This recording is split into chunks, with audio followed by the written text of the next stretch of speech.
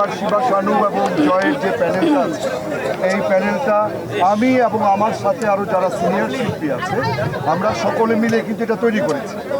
এখন আপনাদের যদি ইলেকশনের ব্যাপারে বা এই প্যানেলের ব্যাপারে কোনো প্রশ্ন থাকে বা পরবর্তী সময় কি করব আমরা, বা আমরা আগের প্যানেলে যারা পাস করেছে, যেমন আমিও আগে ছিলাম, আগের কমিটিতে ছিলাম, ইসি কমিটিতে, শুনেন মানুষ মাত্রই ভুল আমাদের হবেই। আমরা ভালো কাজ করতে যাব তখন আমাদের কিছু না কিছু ভুল থেকে যাবে। আগের ভুলকে শুধরানোর চেষ্টা করব। আর একটা জিনিস খুব ভালো করে জানেন, 5ই অগাস্টের পর আমাদের অনেক শিল্পী রিটায়ার করেছে, অনেক শিল্পী হয়তো বাইরে গেছে, আসে নাই, এবং অনেক শিল্পী অসুস্থ। আপনারা একটা প্রশ্ন করেছিলেন যে যেমন শাকিব খান কেন আসে না, বা সিয়াম কেন আসে না, বা শুভ্র কেন আসে না। একটা মানুষ যখন কাজে ব্যস্ত থাকে সে কিন্তু সবসময় আসতে পারে না। ইলেকশনের যেদিন ভোট হবে সেই দিন তারা আসে কিনা সে তখন দেখবে না, কারণ আমাদের কাজ কিন্তু প্রতিদিন আসা না।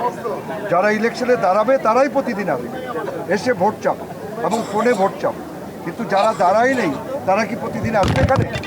আমার তো মনে হয় না। এটা হলো এফডিসি, এটা সরকারের আন্ডারে, কিন্তু আমাদের শিল্পীদের আন্ডারে না। এটা সরকারের দায়িত্ব, এফডিসির দায়িত্ব, যেন বহিরাগত আসতে না পারে। আমরা শিল্পীরা এটা পারবো?